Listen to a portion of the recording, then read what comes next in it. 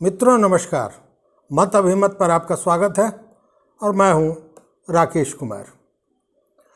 मित्रों, गर्मी का दिन आ गया और गर्मी की दिन हो और फलों के राजा आम की चर्चा न हो तो बड़ा अनमना सा लगता है।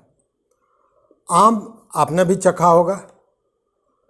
आपको याद होगा मोदी जी का एक इंटरव्यू अक्षय कुमार ने लिया था और उसमें भी उनसे पूछा था कि क्या आप आम खाते हैं।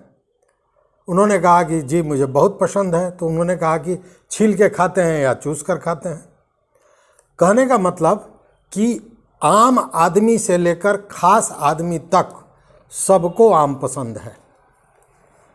ऐसे भी काशी 3 चीज़ों के लिए प्रसिद्ध है, जिसमें एक तो देवाधिदेव महादेव का मंदिर है, दूसरा गंगा घाटों की तो पूछिए ही नहीं, उसका जो विहंगम दृश्य होता है, और बनारसी आम, बनारसी लंगड़ा आम।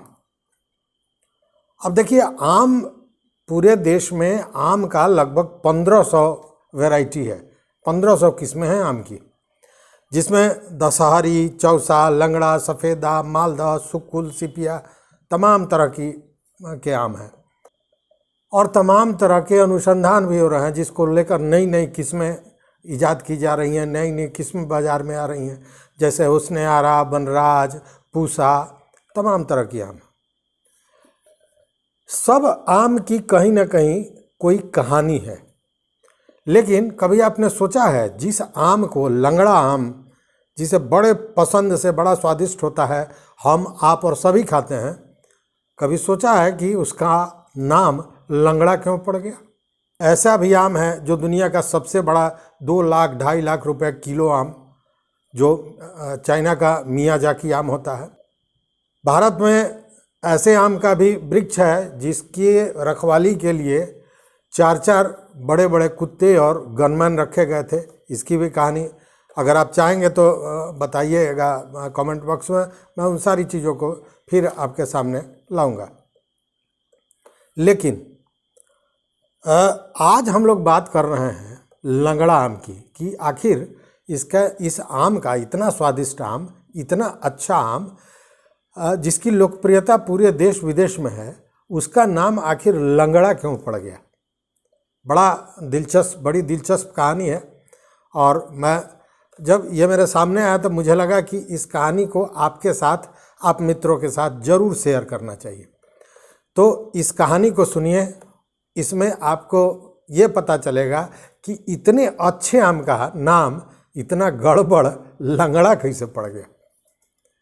देखिए, ये इस आम की कहानी, इस आम का इतिहास लगभग 300 वर्ष पुराना है। ये कहानी बनारस की है। बनारस में आज से 300 वर्ष पहले की बात है, एक छोटा सा शिव मंदिर था। एक दिन अचानक एक महात्मा, एक साधु उस शिव मंदिर पर पहुँचे, और जब वो आए तो उनके साथ 2 आम के पेड़ थे, कलम थे, छोटा पौधा था आम का। वो आए उस मंदिर पे, उन्होंने मंदिर के अहाते में पीछे की तरफ उस दोनों आम को लगा दिया। नित्य पूजा करते थे, और जिस तरह सवेरे शाम पूजा करते थे, उसी तरह उन दोनों आम की रखवाली करते थे, उसमें पानी डालते थे, निकौनी करते थे। मतलब कि आम की देख रेख भी वो पूजा की तरह करते थे। इसी तरह समय बीतता गया।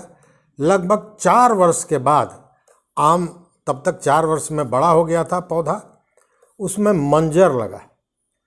तो जब आम में मंजर लगा तो उस मंजरी को तोड़कर साधु शिव जी को चढ़ा दिए, महादेव जी को अर्पण कर दिया। और उसके बाद उन्होंने जो दूसरे पुजारी थे मंदिर के, उनसे कहा कि अब मेरा काम समाप्त हो गया है। जिस उद्देश्य से, जिस सपने को लेकर, जिस अनुष्ठान को लेकर मैं इस मंदिर में आया था, वो अब पूरा हो गया। मैं अब यहाँ से चला जाऊँगा। दूसरे दिन वो मंदिर को छोड़े और वहाँ से वो चले गए, कूच कर गए। लेकिन उन्होंने देख रेख के लिए मंदिर के एक दूसरे पुजारी को हिदायत दी कि इसकी देख रेख होनी चाहिए। उन्होंने कहा कि जब ये फल हो जाएगा तो फल को छोटे छोटे टुकड़ों में काट देना और काट के भोलेनाथ को चढ़ाना और उस प्रसाद को जो भक्त आएंगे उनको वितरित कर देना।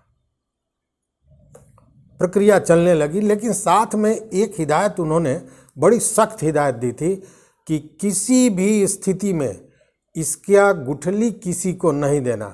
मतलब कि इस आम का पौधा कहीं दूसरे जगह नहीं हो, इसके लिए उन्होंने हिदायत दी। उन्होंने कहा कि प्रसाद के लिए छोटे छोटे टुकड़े आम के काट देना और उस गुठली को जला देना कि किसी के हाथ भी न लगे। ये प्रक्रिया चलती रही। पुजारी रोज़ पूजा करता, आम का के छोटे छोटे टुकड़े करता, उसे भगवान को समर्पित करता और फिर प्रसाद के रूप में वो लोगों को वितरित कर देता। भक्तगण उस छोटे छोटे आम के टुकड़े को भी खाते तो उसके स्वाद के दीवाने हो जाते। उनको इतना स्वादिष्ट लगता कि वो बार बार चाहते कि उन्हें और प्रसाद मिले और प्रसाद मिले। और धीरे धीरे ये जो आम के स्वाद की बात थी, जो दीवानापन था, वो फैलता चला गया। फैलते फैलते ये मामला इतना बृहत हो गया कि पूरे बनारस में इस मंदिर के आम की चर्चा होने लगी कि उतना स्वादिष्ट आम तो कहीं है ही नहीं। बात फैलते फैलते वो कहते हैं ना कि बात निकलेगी तो दूर तलक जाएगी। बात पहुंच गई काशी नरेश के पास। तो काशी नरेश ने जब सुना कि इतना स्वादिष्ट आम है तो काशी नरेश भी एक दिन पहुँचे मंदिर पहुँचे। उन्हें भी प्रसाद मिला। वो खाए तो बड़ी प्रसन्न हुए, उन्हें बहुत स्वादिष्ट लगा।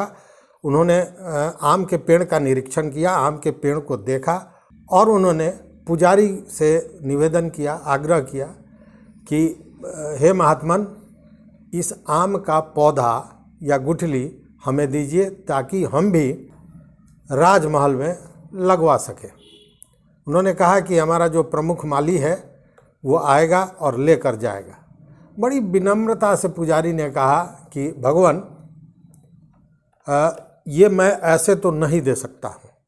मैं आपकी बात, आपने जो आग्रह किया है, मैं ये बात अपने प्रभु भोलेनाथ के समक्ष रखूँगा और प्रार्थना करूँगा कि आपको ये मिले। अगर भोलेनाथ ने स्वीकृति दे दी, उन्होंने कहा, तो मैं ज़रूर ये पौधा आपको दूंगा, इसका कलम आपको दूंगा।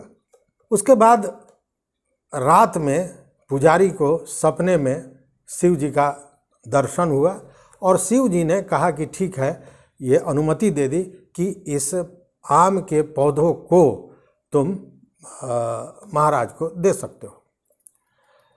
दूसरे दिन प्रसाद के रूप में वो आम लेकर पुजारी पहुंचा राज दरबार। उसने जो महाराज थे उनको दिया और साथ में एक कलम भी दिया कि इसे लगाया जा सकता है, भगवान की अनुमति मिल गई है। काशी नरेश बहुत प्रसन्न हुए। उन्होंने अपने प्रमुख माली को बुलाया, उस पौधे को लगवाया और धीरे धीरे वो पौधा बड़ा हो गया।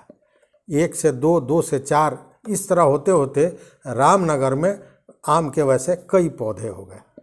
जब पौधे अधिक हुए तो आम भी बाहर के लोग भी खाने लगे, दूसरे लोग भी खाने लगे और इसकी प्रसिद्धि बढ़ती चली गई। जैसे जैसे इसकी प्रसिद्धि बढ़ी वैसे वैसे यह आम पूरे देश में लोकप्रिय होता चला गया। यही थी इसकी कहानी। लेकिन अब आप कहेंगे कि सारी कहानी तो हमने कह दी, लेकिन इसमें यह तो पता ही नहीं चला कि इस आम का नाम लंगड़ा आम क्यों पड़ा। तो ऐसा है कि जिस पुजारी ने, मतलब जब साधु आए थे उन्होंने आम का पौधा लगाया था और उसके बाद जब साधु गए और उसकी देख रेख का सारा जिम्मा उस पुजारी को दिया था। एक्चुअली वो पुजारी दिव्यांग थे। दिव्यांग होने के चलते वो लंगड़ा कर चलते थे। तो जब वो पौधा उस पुजारी ने राजा को दिया तो उसे लंगड़ा आम कहा जाने लगा। उसे बनारसी लंगड़ा भी कहा जाता है।